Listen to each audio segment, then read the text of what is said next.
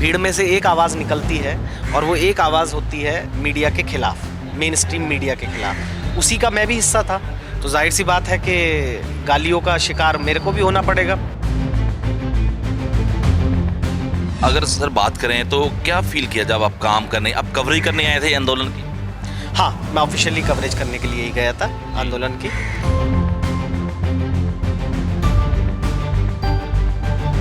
Journalism को क्यों चुना, उसके चुनने के पीछे वजह थी। वजह ये थी कि मैं जानता था पैसे कम मिलेंगे, लेकिन समाज में जो सम्मान होता है वो मिलता है।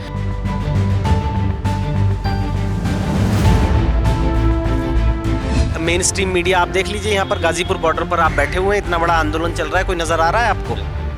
आप टीकरी बॉर्डर जाते हैं, टीकरी बॉर्डर में अंदर घुस सकता है कोई नेशनल मीडिया वाला? आप सिंगू बॉर्डर जाते हैं, सिंगू बॉर्डर पे अंदर जाके कवरेज कर सकता है? हुटिंग होती है लोगों के खिलाफ।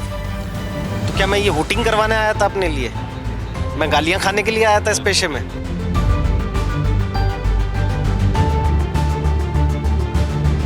जिस इज्जत के लिए आया था, जब वो इज्जत ही नदारत है, तो मैं उस पैसे का लेके क्या करूंगा? उस पैसे को कमा के मैं करूंगा क्या?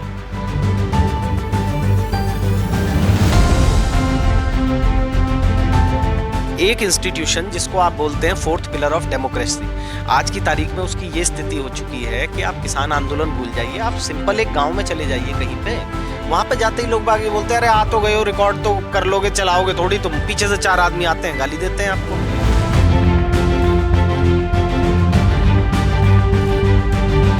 वो कहावत है ना, एक मछली पूरे तालाब को गंदा कर देती है, तो बस वही स्थिति ऐसी हो चुकी है। अब उस गंदे तालाब में रहना है सिर्फ इसलिए कि आपको पेट भरना है। बहुत से लोग रह रहे हैं, मैं नहीं रह पाया, मैं बाहर आ गया उस समंदर से। खुश हूँ, बाहर हूँ।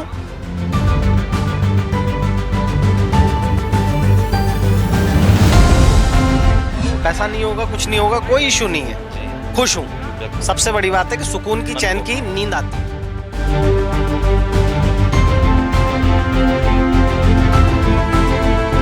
तो सर अभी कोई और चैनल से ऑफर वगैरह आई है? नहीं, मेरे को नहीं लगता कि इस देश में चैनल तो छोड़िए, आप किसी प्राइवेट कंपनी की भी हिम्मत होगी आज की तारीख में मेरे को नौकरी दे दे।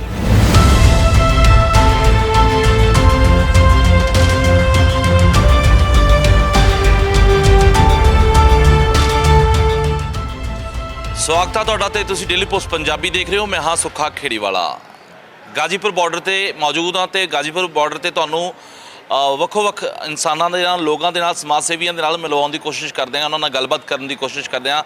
ਇੱਕ ਵੀਡੀਓ ਪਿਛਲੇ ਸਮੇਂ ਬਹੁਤ ਜ਼ਿਆਦਾ ਵਾਇਰਲ ਹੋਈ, ਉਹ ਵੀਡੀਓ ਇਹ ਸੀ ਕਿ ਇੱਕ ਨੈਸ਼ਨਲ ਮੀਡੀਆ ਦੇ ਇੱਕ ਪੱਤਰਕਾਰ ਨੇ, ਸੀਨੀਅਰ ਪੱਤਰਕਾਰ ਨੇ ਇਸ ਕਿਸਾਨੀ ਅੰਦੋਲਨ ਦੇ ਚਲਦਿਆਂ ਆਪਣੇ ਆਪ ਨੂੰ ਕੈਦ ਮਹਿਸੂਸ ਕੀਤਾ ਤੇ ਉਸ ਤੋਂ ਬਾਅਦ ਉਹਨਾਂ ਨੇ ਉਸ ਅੰਦੋਲਨ ਦੇ ਵਿੱਚ ਜਾ ਕੇ ਪੱਤਰਕਾਰਤਾ ਦੇ ਉਸ ਚੈਨਲ ਨੂੰ ਜਵਾਬ ਦੇ ਦਿੱਤਾ, ਮਨਾ ਕਰ ਦਿੱਤਾ ਕਵਰੇਜ ਕਰਨ ਤੋਂ। ਉਹਨਾਂ ਕਿਹਾ ਕਿ ਉਹ ਕਿਸੇ ਵੀ ਤਰ੍ਹਾਂ ਜੋ ਘਿਰੇ ਹੋਏ ਨੇ ਉਹਦੇ ਵਿੱਚ ਰਹਿ ਕੇ ਉਹ ਨਹੀਂ ਜਿਹੜੀ ਪੱਤਰਕਾਰਤਾ ਕਰ ਸਕਦੇ, ਇਸ ਕਰਕੇ ਉਹਨਾਂ ਨੇ ਜਵਾਬ ਦੇ ਦਿੱਤਾ।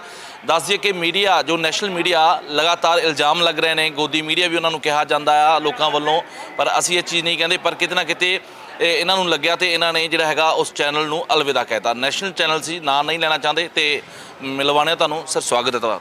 Thank you. सर कितने साल हो गए आपको पत्रकारिता में इधर आए हुए? मेरे को मेन स्ट्रीम मीडिया में लगभग 14 से 15 साल के आसपास हो गए। तो 14 से 15 साल से मैं पत्रकारिता ही कर रहा हूँ। पहले business, economy, finance, banking, insurance, automobile, telecom, ये सारे सेक्टर्स कवर करता था। उसके बाद में काफ़ी समय तक मैं वेस्टर्न यूपी में भी रहा, क्योंकि वेस्टर्न यूपी जो है पूरा का पूरा एक तरीके से कहें तो ध्रुवीकरण की जो राजनीति है हिंदू वर्सेस मुस्लिम की, उसकी यहाँ से शुरुआत होती है। तो जाहिर तौर पर हॉट बेड है ये पॉलिटिक्स के लिहाज से, खबरों के लिहाज से। तो मैंने वेस्टर्न यूपी भी लगभग 2-2.5 साल के आसपास कवर किया है। खुद मैं वेस्टर्न यूपी का ही रहने वाला भी हूँ, वहीं से आता हूँ। तो यही है बैकग्राउंड अभी तक का काम करने का। तो अगर सर बात करें तो क्या फील किया जब आप काम करने, आप कवरेज करने आए थे आंदोलन की? हाँ, मैं ऑफिशियली कवरेज करने के लिए ही गया था आंदोलन की। देखिए, बात कुल मिलाकर ये है माहौल की, कि माहौल किस तरीके का है। जब अब से 14-15 साल पहले मैंने पढ़ाई की थी जर्नलिज्म की, तो मेरे को मालूम था कि जर्नलिज्म एक लो पेइंग जॉब है, यहाँ पैसे कम मिलते हैं। आप लोग अब खुद हैं फील्ड में तो जानते होंगे कि गुज़र बसर करना भी मुश्किल होता है। हालांकि मेरा करियर ग्राफ ठीक ठाक रहा, तो 12 लाख रुपए से ज़्यादा का सालाना पैकेज जो था वहाँ तक मैं पहुँचा। लेकिन सवाल उठता है कि जब आपने जर्नलिज्म की थी आपके सामने ऑप्शंस क्या थे? मेरे सामने ऑप्शन था उस समय पे एमबीए करने का। मैंने मैट दिया था, मैंने कैट दिया था, अच्छे रिजल्ट्स आए थे। मैं जानता था एमबीए कर सकता हूँ, एमबीए करके विदेश जाने का भी मौका है, देश में भी बड़ी एमएनसीज़ की बहार है, अच्छा करियर रहेगा एमबीए करने के बाद में। लेकिन मैंने उसके मुकाबले जर्नलिज्म को चुना। जर्नलिज्म को क्यों चुना? उसके चुनने के पीछे वजह थी। वजह ये थी कि मैं जानता था पैसे कम मिलेंगे लेकिन समाज में जो सम्मान होता है वो मिलता है। ऐसे कुछ ही चुनिंदा पेशे होते हैं जिनको समाज में सम्मान दिया जाता है। उसमें मेरे ख्याल से एक जर्नलिज्म टॉप पर है। फोर्थ पिलर ऑफ डेमोक्रेसी कहा जाता है उसको। लेकिन आज की तारीख में क्या हालात हैं? आज की तारीख में हालत ये हो चुकी है कि मेन स्ट्रीम मीडिया, आप देख लीजिए, यहाँ पर गाज़ीपुर बॉर्डर पर आप बैठे हुए हैं, इतना बड़ा आंदोलन चल रहा है, कोई नज़र आ रहा है आपको? आप टीकरी बॉर्डर जाते हैं, टीकरी बॉर्डर में अंदर घुस सकता है कोई नेशनल मीडिया वाला? आप सिंगू बॉर्डर जाते हैं, सिंगू बॉर्डर पे अंदर जाके कवरेज कर सकता है? हुटिंग होती है लोगों के खिलाफ। तो क्या मैं ये हुटिंग करवाने आया था अपने लिए? मैं गालियाँ खाने के लिए आया था इस पेशे में? हालांकि आपका तो कोई कसूर नहीं, कोई आपका मैंने आज तक कोई गलत खबर करी ही नहीं जीवन में। मैंने किसानों के खिलाफ मैं क्यों खबर करूंगा? जब किसानों के खिलाफ कुछ होगा तभी तो करूंगा ना, जब कुछ नहीं होगा तो क्यों करूंगा? किसानों के मुद्दे उठाता रहा हमेशा से, चाहे वो शुगर केन पेमेंट को लेके हो, चाहे उसके अलावा और चीज़ें हों, उठा के आप तमाम मेरे वीडियोस, मेरी खबरें देख सकते हैं। लेकिन क्योंकि माहौल ऐसा बन चुका है, अगर उसमें 10, 20, 50 लोग अगर मान लीजिए कि वो जेन्युइन काम कर भी रहे हैं या सारी चीज़ें हैं, भीड़ को आप समझा नहीं सकते। भीड़ में से एक आवाज़ निकलती है और वो एक आवाज़ होती है मीडिया के खिलाफ, मेन स्ट्रीम मीडिया के खिलाफ। उसी का मैं भी हिस्सा था, तो जाहिर सी बात है कि गालियों का शिकार मेरे को भी होना पड़ेगा। तो गालियाँ खाने के लिए तो नहीं आया था इस पेशे में, छोड़ दिया। इज्जत मान लेने के लिए। ऑब्वियसली जिस इज्जत के लिए आया था, जब वो इज्जत ही नदारत है तो मैं उस पैसे का लेके क्या करूँगा? उस पैसे को कमा के मैं करूँगा क्या? तो मन किया कि छोड़ दो। हाँ, मन किया, काफ़ी दिनों से चल रहा था मन में यार, मतलब क्योंकि ये एक दिन का माहौल बनाया हुआ नहीं है या बना हुआ नहीं है, ये over a period of time है। पिछले 6, 7, 8 महीने से तो मेरे ही अंदर काफ़ी कुछ चल रहा था। लेकिन आप खुद देखिए कि बीते 2, 3, 4 साल में कितना डिग्रेड हुआ है एक इंस्टीट्यूशन जिसको आप बोलते हैं फोर्थ पिलर ऑफ डेमोक्रेसी। आज की तारीख में उसकी ये स्थिति हो चुकी है कि आप किसान आंदोलन भूल जाइए, आप सिंपल एक गांव में चले जाइए कहीं पे, वहाँ पे जाते ही लोग बाग ये बोलते हैं, अरे आ तो गए हो, रिकॉर्ड तो कर लोगे, चलाओगे थोड़ी तुम। पीछे से 4 आदमी आते हैं, गाली देते हैं आपको।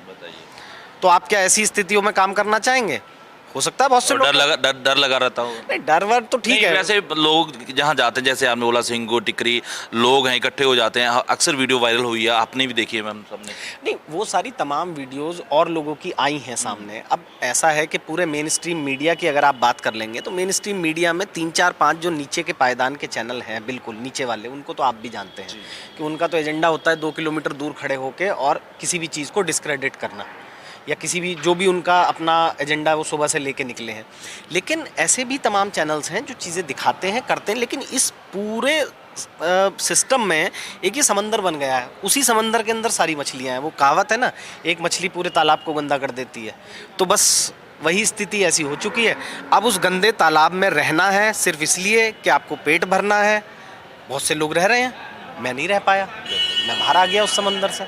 खुश हूँ, बाहर हूँ, पैसा नहीं होगा, कुछ नहीं होगा, कोई इशू नहीं है, खुश हूँ। सबसे बड़ी बात है कि सुकून की, चैन की नींद आती है। बिल्कुल। तो परिवार का क्या रिएक्शन रहा है? परिवार को ही समझाने में 2, 3, 4 दिन लग गए, क्योंकि बड़ा अनएक्सपेक्टेड था। अनएक्सपेक्टेड तो शायद मेरे लिए भी था, लेकिन खासकर माँ है मेरी पत्नी है, उनको समझाने में बड़ा समय लग गया। लेकिन वीडियो देखी मेरे घर के बच्चों ने, जिसमें पीछे से लोग बाग तालियां बजाते हैं और वो सब करते हैं, तो वो वीडियो देख के बच्चे बहुत खुश हुए। तो शायद मैंने उन्हीं अपने परिवार के बच्चों के लिए किया है कि 10 साल, 15 साल, 20 साल बाद में जब मेरा भांजा होगा, मेरा बेटा होगा, जब वो लोग बड़े होंगे, तो ये शायद वीडियो उन्हें भी हौसला देगा, उन्हें भी हिम्मत देगा और एक एग्जाम्पल सेट करेगा कि हाँ, सच बोलने वालों की हमेशा ज़रूरत होती है और सब लोग एक साथ नहीं आ सकते, लेकिन किसी एक ना एक को तो बाहर आना पड़ता है, आवाज़ उठानी पड़ती है। पंजाबी में कहते हैं ना, जाग दी ज़मीर वाले, तो वही आपने काम किया, जो ज़मीर थी उसको जगाया और आपने जवाब दे दिया। और इस चीज़ को लेकर सलाम पूरी दुनिया ने किया, क्योंकि वो जो चल रहा था, जो आपने किया, सब कुछ लोगों ने देखा है। तो सर, अभी कोई और चैनल से ऑफ़र वगैरह आई है? नहीं, मेरे को नहीं लगता कि इस देश में चैनल तो छोड़िए, आप किसी प्राइवेट कंपनी की भी हिम्मत होगी आज की तारीख में मेरे को नौकरी दे दे। और ये मैं जानता हूँ, ये एक फैक्ट है, किसी की हिम्मत नहीं होगी कि कोई नौकरी दे दे। ठीक है, करेंगे कुछ ना कुछ, धरती पे आए हैं, जीवन बिताना है, सारी चीज़ें हैं, ऊपर वाला बैठा हुआ है, जो मेरी किस्मत में मेरे नसीब में लिखा हुआ होगा वो होगा। It is as simple as that. बिल्कुल।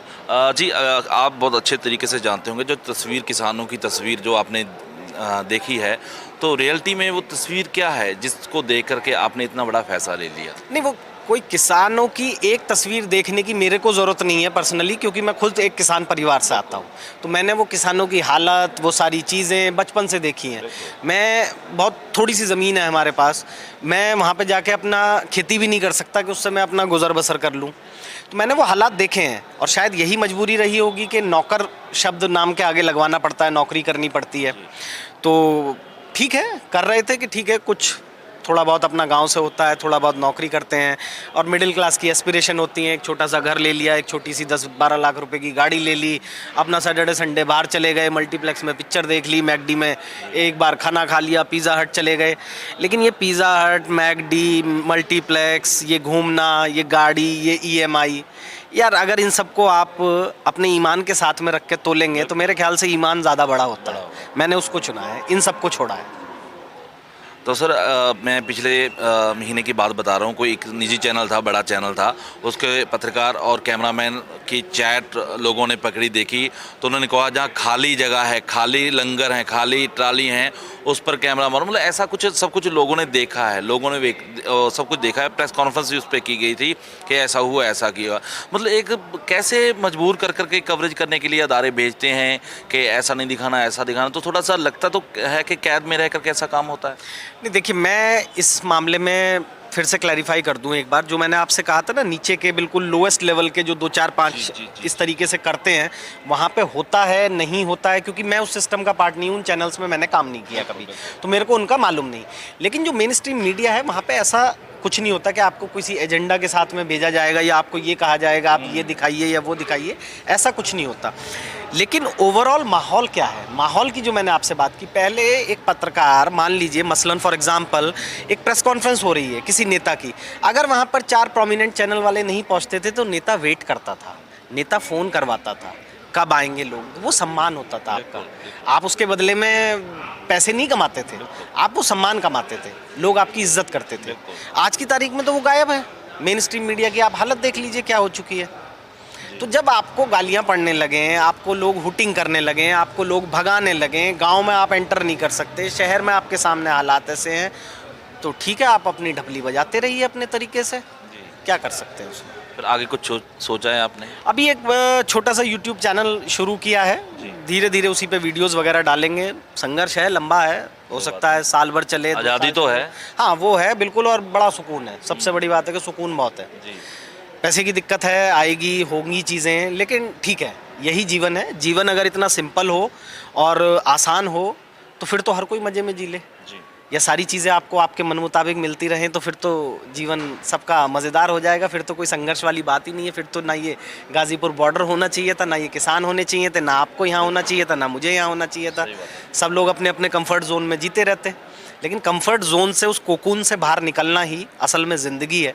मैंने वही वाला जो टफ रास्ता है वो चुना है। अब देखते हैं, चुना है, किस निष्कर्ष पे पहुंचूंगा, कहाँ जाऊंगा, ये वक्त बताएगा। लेकिन हाँ, मज़ा बहुत आ रहा है और पूरे मज़े और ईमानदारी के साथ में काम करूँगा। शुक्रिया आप बातचीत से। जी, दसिया कि वो पत्रकार ने जिन्हों ने एक बड़ा पैकेज जिहड़ा ठुकरा दिता किसानी अंदोलन ਦੇ ਚੱਲਦਿਆਂ ਸਕੂਨ ਦੀ ਜ਼ਿੰਦਗੀ ਜਿਉਣਾ ਚਾਹੁੰਦੇ ਸੀ। ਸ਼ੁਰੂ ਤੋਂ ਕਿਸਾਨ ਪਰਿਵਾਰ ਨਾਲ ਰਾਬਤਾ ਰੱਖਦੇ ਨੇ, ਪਰ ਕਿਸਾਨਾਂ ਦੀ ਇਹ ਹਾਲਤ ਨਾ ਦੇਖੀ ਗਈ ਤੇ ਉਸ ਦਾਇਰੇ ਵਿੱਚ ਰਹਿ ਕੇ ਕੰਮ ਕਰਨ ਤੋਂ ਜਵਾਬ ਦੇ ਦਿੱਤਾ ਤੇ ਇੱਕ ਆਜ਼ਾਦ ਸੋਚ ਲੈ ਕੇ ਚੱਲੇ ਨੇ। ਆਪਣਾ ਇੱਕ ਚੈਨਲ ਕ੍ਰੀਏਟ ਕੀਤਾ ਤੇ ਕਹਿ ਰਹੇ ਨੇ ਕਿ ਬਹੁਤ ਸਕੂਨ ਦੇ ਵਿੱਚ ਨੇ ਤੇ ਆਜ਼ਾਦ ਹੋ ਕੇ ਪੱਤਰਕਾਰਤਾ ਕਰ ਸਕਦੇ ਨੇ ਅਤੇ ਇੱਜ਼ਤ ਮਾਣ ਜਿਹੜਾ ਹੈਗਾ ਉਹ ਵੀ ਇਹਨਾਂ ਨੂੰ ਮਿਲੇਗਾ। ਉਮੀਦ ਹੈ ਕਿ ਆਉਣ ਵਾਲੇ ਸਮੇਂ ਦੇ ਵਿੱਚ ਜ਼ਰੂਰ ਕਾਮਯਾਬ ਹੋਣਗੇ ਤੇ ਇੱਕ ਫਿਰ ਉਹੀ ਬੁਲੰਦੀਆਂ ਤੇ ਇਹ ਪਹੁੰਚਣਗੇ। गाजीपुर बॉर्डर तो कैमरामैन कमल दे नाल सुखा खेड़ीवाला।